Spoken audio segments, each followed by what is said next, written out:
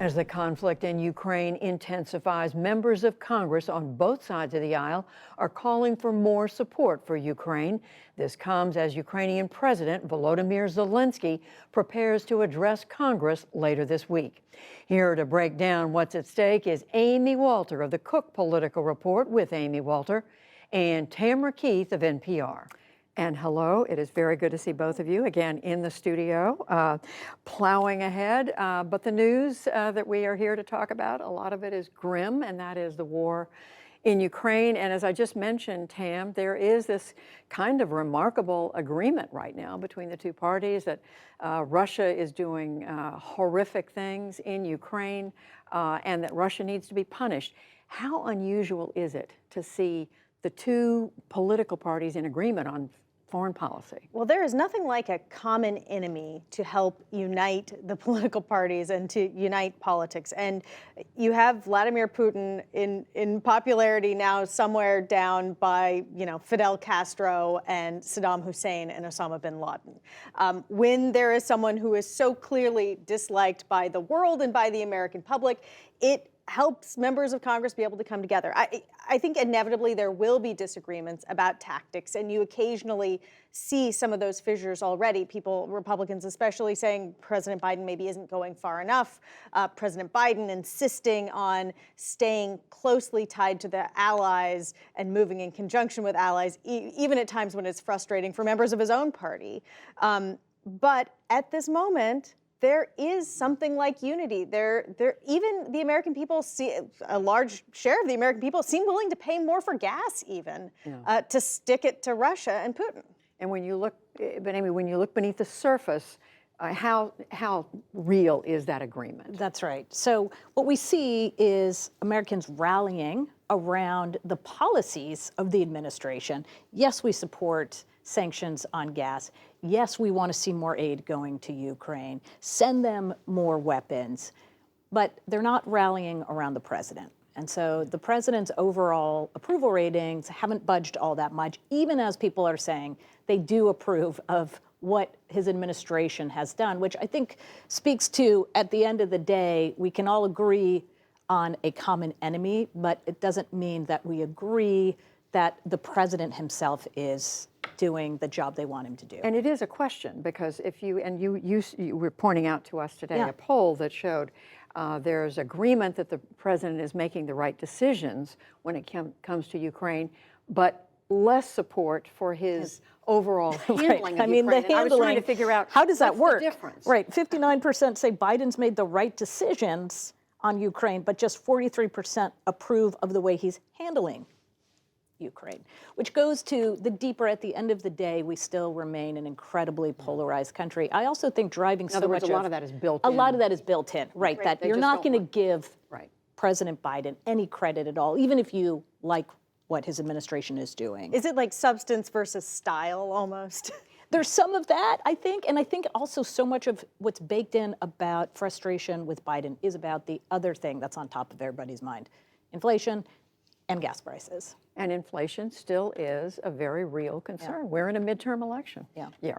Absolutely, and it is painful to fill up at the gas pump. It is every time you go to the grocery store, you are reminded that inflation is real. And gas prices and inflation are things that the President of the United States has very little power to do anything about, and yet it can seal his party's fate. And Amy, you were also, we were going back and forth today, if you will, about historically how presidents may start out being seen in one way when it comes to a foreign crisis. Right. As time goes on, we think of the war in Iraq, correct, for example, that things can change. Exactly. Or for George H.W. Bush, the success of that war did not help him in his reelection, in part because we were going through really tough economic times. And so he got a tremendous amount of support there, but it didn't translate. Well, we are, as we've been pointing out, only 2 weeks, a little bit more than 2 weeks into this war, going on 3. So, yeah. And I think that's also important, how much this drags out, and it only makes the president's job even harder on those inflationary issues. When you have a war that drags on, it means more pressure on gas prices for longer and other inflationary pressures coming from the sanctions.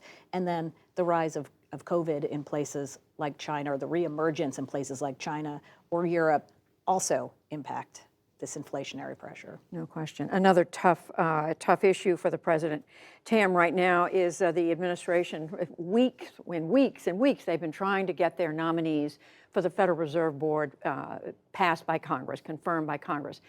There's been a struggle, and today the Democratic senator from West Virginia, Joe Manchin, who's been a thorn in the side of President Biden on a number of issues, announced he is not going to support Sarah Bloom Raskin, one of the president's appointees. The argument, as we said, has to do with she said that climate change needs to be taken into consideration in economic policy.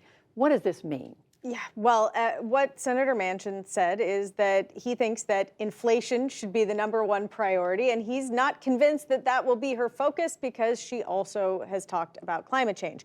You have to say, he comes from a fossil fuel state. He comes from West Virginia. It is a state where coal is a really big deal, where fossil fuels and where talk of climate change isn't good politics for Joe Manchin. So that's part of the calculation here. And also, you have to say, this comes at a moment when the White House has had some defeats in Congress. They haven't been able to get Build Back Better through. They did get this big budget bill passed. They got money for Ukraine, but they had asked for $22 billion for COVID relief, and that was cut out. And so at this moment, they are still having difficulty getting some of the things they need from a democratically controlled Congress. But when you have a 50-50 right. Democratic control is a bit marginal. And here we go again. And here we go. Well, right. And trying to, especially on fiscal policy, keep both Elizabeth Warren and Joe Manchin happy, and you can't lose either one of them, right? So yeah. That's the balancing act too that the president has. You know, there was a time not that long ago, Judy, when there were multiple Joe Manchins on the Democratic yes. side who were a little more fiscally conservative, who were more conservative culturally, who would be more conservative on climate policy or come from fossil fuel states, energy-producing states. Joe Manchin's the only one there now, and so. In a 50-50 Senate, he becomes obviously critical. In a Congress that we've seen move increasingly to the, right. to the so edges of each party, the extreme ends. But Tam, does this signal this is a lost cause? I mean, does it look like they can overcome this? They would have to go out and find a Republican or a couple of Republicans, and it's not clear that they can. The White House is insisting that they still want this slate of 5 to go, that they all need to go together. Meanwhile, these nominees are not getting confirmed because, I mean, Republicans said they would move on everybody except Sarah Bloom Raskin. But, you know, the White House position is the White House position until that position changes. Right. And the Fed's kind of important when it comes to inflation, just a little just bit. a little. And this is a year when the administration's looking for some other wins in Congress, right. so right. we'll see how much of a fight they want to have right. over this one. Amy Walter, Tamara Keith, Politics Monday. So good to see both of you. Thank you. Here.